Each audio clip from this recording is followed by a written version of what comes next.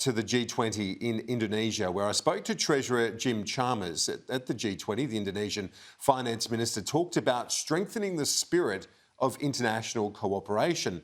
I spoke to the Treasurer on the sidelines of the summit and began by asking him how the global community can achieve that when you have one member of the G20, Russia, so violently invade its neighbour in Ukraine. Well, Kieran, there's no doubt that it makes it more difficult to achieve the level of cooperation that we desperately need in the global economic community right now, when you have Russia sitting there as the target of people's understandable and warranted anger. And that anger is white hot in the international community, primarily because of the human cost of this illegal and immoral and unjustified invasion of Ukraine. But it also comes with a huge economic cost. It turbocharges so many of the difficulties that we're seeing in the global economy right now, the difficulties which have come from COVID and from other sources. So there's a lot of anger in the room right now, particularly when you consider that most countries are dealing with high and rising inflation. They've got rising interest rates, which will slow economic growth and downgrade people's growth expectations. We've got serious issues with food and energy insecurity. We've got big issues with the management of debt globally, but particularly in places like Sri Lanka. And most of us have got very serious fiscal constraints. So when you combine all of that, much of that comes from the war in Ukraine, but it also turbocharges some of those other difficulties. So a lot of contributors in the G20, a lot of friends of Australia have been making that point forcefully. And you said in your comments in Indonesia that the collective response will need to be carefully calibrated. Again, I ask you, how do you get that calibration? How do you work together, given this world is so divided right now as we speak, and not just with Russia, but those that have been lukewarm in their criticism of Russia? Well, I think even factoring that in, there's an enormous appetite around the world to navigate these economic challenges together.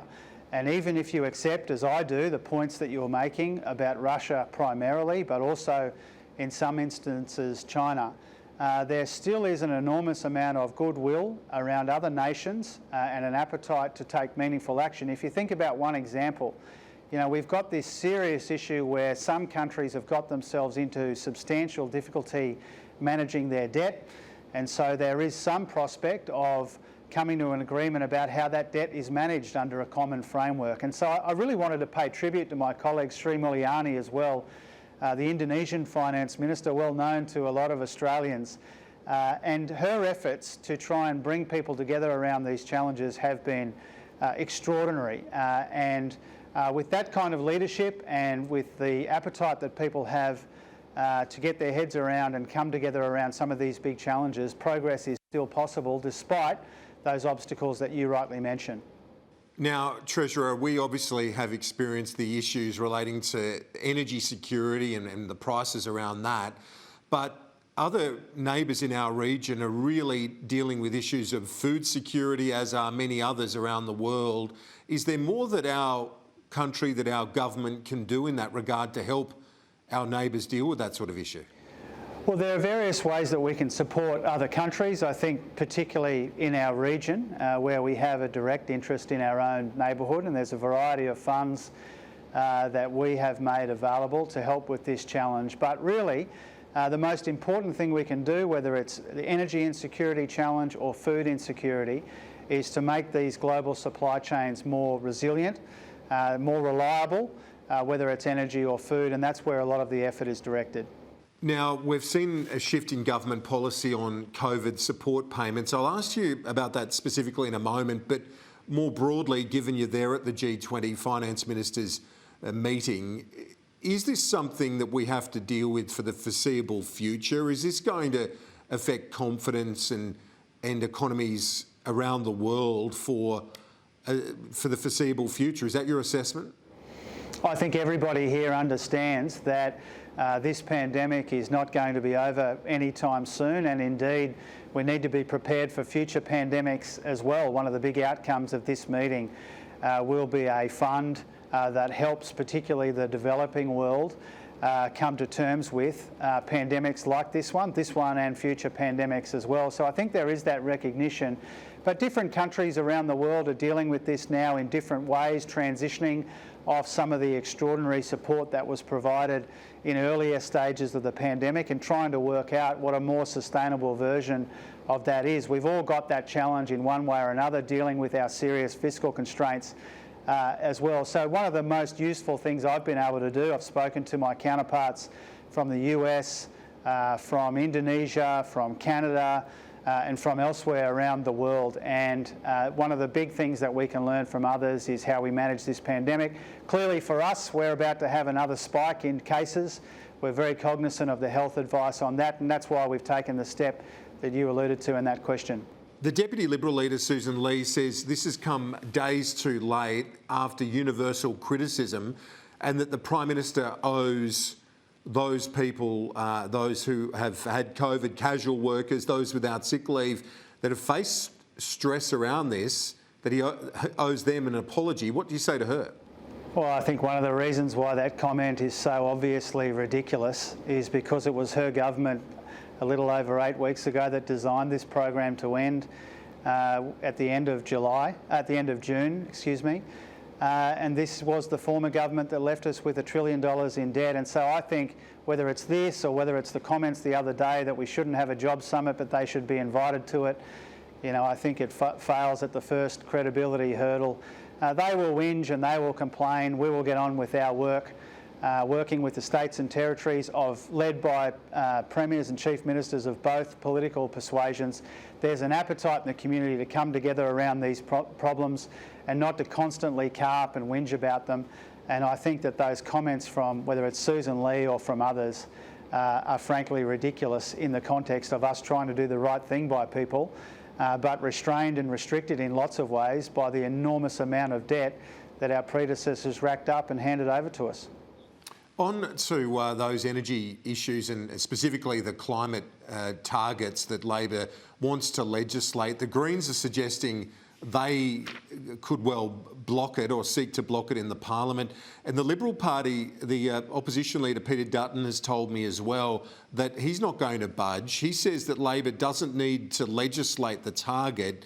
He asks, what if Australia's trading partners and allies went into a broader conflict, there was an economic downturn? Would the government want to have a legislated 43%, or would they rather be able to adapt to the demands of the times? Is it better to not legislate and have that flexibility? No, I don't believe so, Kieran. I think these comments, whether they're from Peter Dutton or from the Greens, show that neither the Greens nor the Liberals nor the Nationals have learnt a single thing from this wasted decade of missed opportunity on cleaner and cheaper energy. The difficulties in our energy markets make it more urgent that we get that cleaner and cheaper and more reliable energy into the system, not less urgent that they fail to understand. Most people are incredibly disappointed with parties left and meaningful, responsible action on climate change, which is designed to get our energy prices down and to make our energy sources much more reliable in the context of extreme energy market volatility. They're always looking for an excuse to do nothing here. Legislating the target is international best practice. It's the best way to give our businesses and our investors and the broader community certainty over that target. So that's our intention, to legislate it. If they think that we should be doing something about climate change in a responsible way, then all parties in the Parliament should vote for it. Now, China reportedly is set to lift its sanctions on our coal exports. Obviously, that would be a welcome move. How important would such a development be if that does eventuate?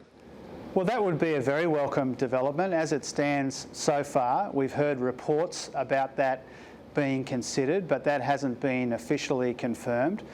Clearly, that would be good news for our exporters, and we'd like to see it happen. We've made it clear, really for the whole duration so far of this government, that an important part of stabilising relations with China is to see some of those sanctions lifted on our employers here in Australia. So that would be a welcome step, but it's not yet been officially confirmed. We would like to see it happen, and we'd like to see it not stop there. It should extend to the restrictions that are placed on some of our other exports as well, in the interests of our employers and our exporters here in Australia. Now, finally, the unemployment rate in the last week, the numbers out showed it down to 3.5%. It's lowest in nearly 50 years. You've got the inflation rate looming again later this month. Cost of living pressures remain. It's a tight economy. What can you do, if anything, in terms of easing cost of living pressures, with speculation now that the RBA is going to potentially lift rates by 75 basis points next month?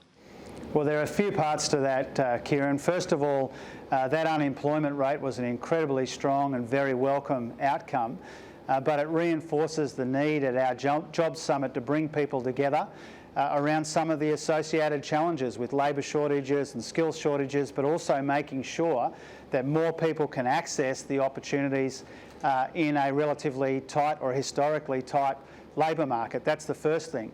On inflation, unfortunately, we expect this inflation challenge to get worse before it gets better, but it will get better. We expect inflation to moderate next year, but we're in for a tough time for a lot of families. And what I'd like to do is to update the Parliament in a substantial way, update the government's forecasts and expectation for inflation when the Parliament returns later this month as part of a detailed ministerial statement that I will provide. Now, it's self-evident that inflation of the kind that we're seeing now will bring interest rate rises from our independent Reserve Bank, and clearly that will slow the economy, or slow our expectations for economic growth in the near term as interest rates rise in the manner that the Governor of the Reserve Bank has indicated that they will. Now, this will make life even tougher for a lot of Australians who are already dealing with the skyrocketing costs of living. I think a lot of people are expecting these rate rises, but it won't make it any easier for them to accommodate them in their family budgets, and it will have consequences for the economy more broadly. And once again, I expect to be able to detail our expectations for our economy and for our budget, which flow from these circumstances that we have right now: high and rising inflation, rising interest rates, falling real wages, in the context of a budget which is constrained by that $1 trillion in debt that we've inherited from our predecessors. Treasurer Jim Chalmers, thanks for your time. Appreciate it. Thanks very much, Kieran.